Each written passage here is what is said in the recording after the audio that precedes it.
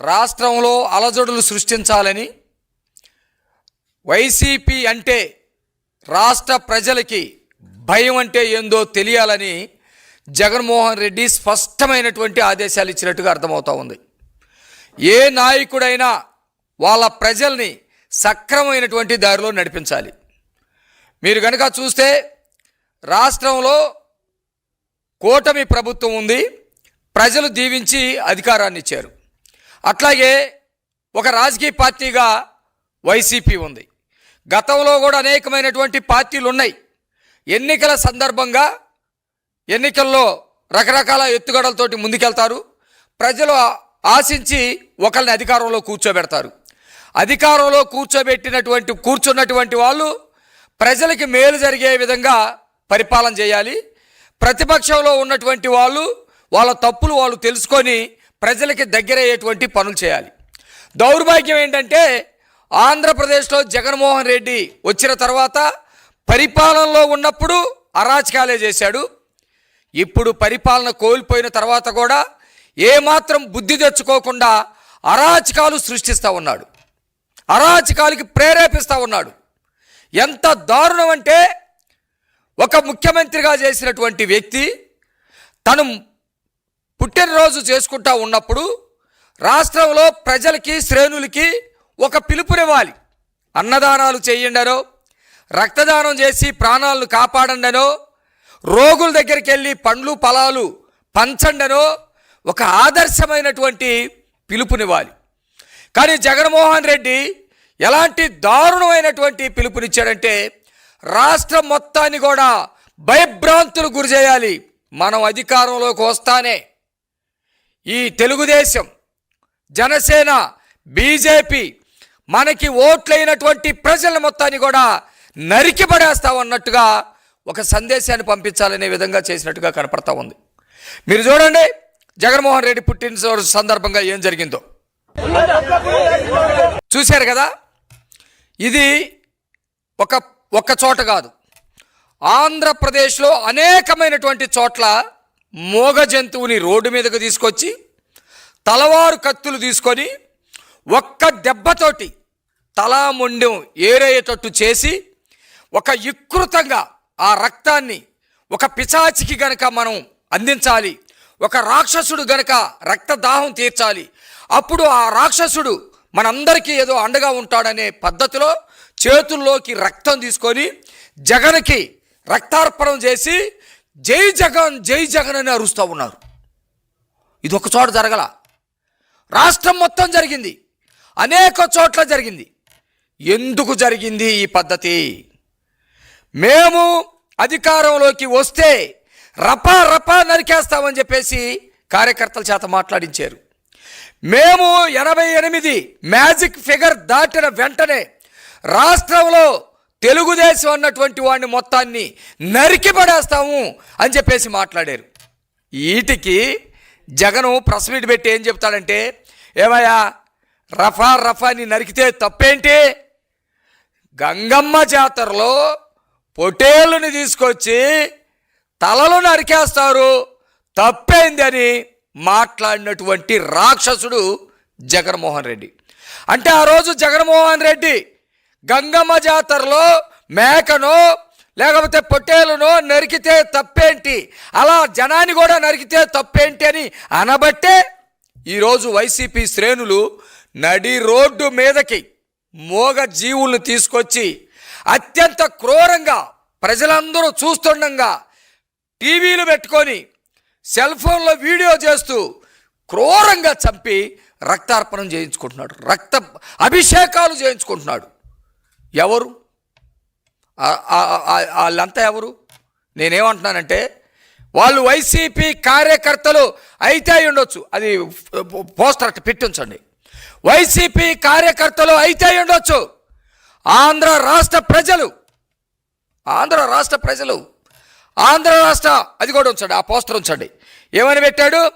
ఉంటే ఉంటాం, పోతే పోతాం, ఏ నా కొడుక్కి భయపడాల్సినటువంటి అవసరం మాకు లేదు. ఎవరు ఇది పెట్టింది? వైసీపీ వాళ్ళు పుట్టినరోజు సందర్భంగా. అంటే ఒక స్లీపింగ్ సెల్స్ని టెర్రరిస్టులు తయారు చేస్తూ ఉంటారు. ఒక స్లీపింగ్ సెల్స్ని తయారు చేసినట్టుగా టెర్రరిస్టులు ఆత్మాహుతి దళాలను తయారు చేస్తారు. ఎవరిని తయారు చేస్తారు? పేద వర్గాలను ఎంచుకొని, కుటుంబ ఆర్థిక పరిస్థితులు బాగా లేనటువంటి వాళ్ళని ఎంచుకొని, పెళ్లి చేయాల్సినటువంటి చెల్లి అవసరాలు తీర్స్తామని చెప్పి వాళ్ళని ఎంచుకొని వాళ్ళని ఆత్మాహుతి దళాలుగా తయారు చేస్తారు. ఆంధ్రప్రదేశ్లో జగన్మోహన్ రెడ్డి అణగారిన కులాల ప్రజల్ని ఎంచుకొని ఈ విధంగా రెచ్చిపోండి అని చెప్పి చెబుతూ ఉన్నారు. ఈ పిల్లల్ని తీసుకొని వెళ్ళి కోర్టులో సబ్మిట్ చేస్తే ఇలా కౌన్సిలింగ్ ఇవ్వమని చెప్పారు. అసలు ఎవరు ఈ బ్యానర్లు కట్టమన్నారు? బ్యానర్లు కడటానికి ఎవరు డబ్బులు ఇచ్చారు? వీళ్ళకి గంజాయికి ఎవరు డబ్బులు ఇచ్చారు? ఆ మేకలు తేటానికి ఎవరు డబ్బులు ఇచ్చారు? ఆ తలవార్లు ఎవరు కొనిచ్చారు? జగన్మోహన్ రెడ్డి ఆదేశాలతో జరుగుతూ ఉన్నాయి. అయ్యా జగన్, నేను ఒకటి అడుగుతా ఉన్నా, నీకు 2 పిల్లలు. నీ పిల్లలు ఎక్కడున్నారు? లండన్లో చదువుతున్నారు. చాలా మంచిది, గొప్ప శిక్షణ ఇప్పిస్తున్నావు వాళ్ళకి. MBAనో లేకపోతే మంచి విద్యలోనో శిక్షణ ఇప్పిస్తున్నావు. మా పిల్లలు ఇక్కడ తలవారులు పట్టుకొని రప్పా రప్పా నరుకుతామని చెప్పేసి నీ రక్తదాహం కోసం రోడ్ల మీదకి రావాలా? వాళ్ళ జీవితాలు నాశనం కావాలా? వాళ్ళు వైసీపీ పిల్లలైనా సరే, ఆంధ్ర రాష్ట్ర పిల్లలు, అణగారిన వర్గాల పిల్లలు ఆవేదనతో చెప్తా ఉన్నాం. చదువుకోవాల్సినటువంటి వాళ్ళు, ఉద్యోగాలు చేయాల్సినటువంటి వాళ్ళు ఈ అవినాష్ రెడ్డి పిల్లల్ని తలవారిచ్చి ఎందుకు పంపలేదు? పెద్దిరెడ్డి రామచంద్రారెడ్డి పిల్లలు తలవారులు తీసుకొని గొర్రెల్ని నరకటానికి ఎందుకు రాలేదు? కరుణాకర్ రెడ్డి పిల్లలు ఎందుకు రాలేదు? మా పిల్లల్ని బలి చేయాలని చూస్తావా? పార్టీ అయి ఉండొచ్చు మీ పార్టీ, మీ పార్టీలో ఉన్నటువంటి మా పిల్లల్ని బలి చేయాలని చూస్తావా? ఇది సరైనటువంటి పద్ధతి కాదు. నాయకుడు అనేవాడు ఎట్లా ఉండాలో మీరు చంద్రబాబు నాయుడు గారిని చూసి నేర్చుకోండి. చంద్రబాబు నాయుడు గారి మీద అభిమానంతో ప్రజలు మంచి పాలన అందిస్తున్నారని చెప్పేసి పాలాభిషేకాలు చేస్తూ ఉన్నారు. చూడండి చంద్రబాబు నాయుడు గారి పట్ల ఎట్లా ఉన్నారు.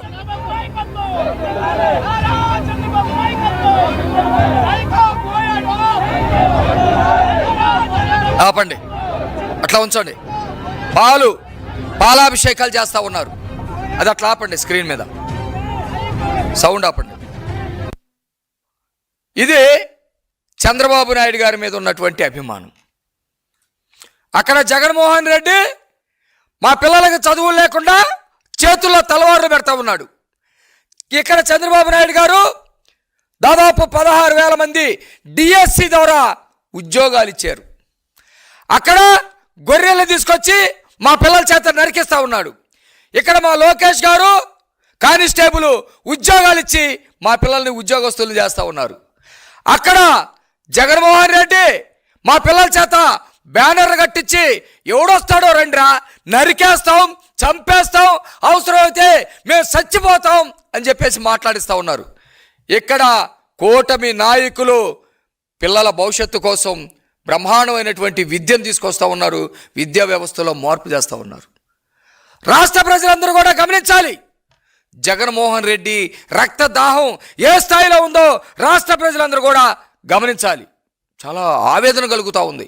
మాంసాహారులు, రోజు మాంసం తినేటువంటి వాళ్ళు కూడా కోడినో మేకనో కోసేటప్పుడు ఆ రక్తం కనుక చూస్తే భోజనం మానేస్తారు, భోజనం సహించదు.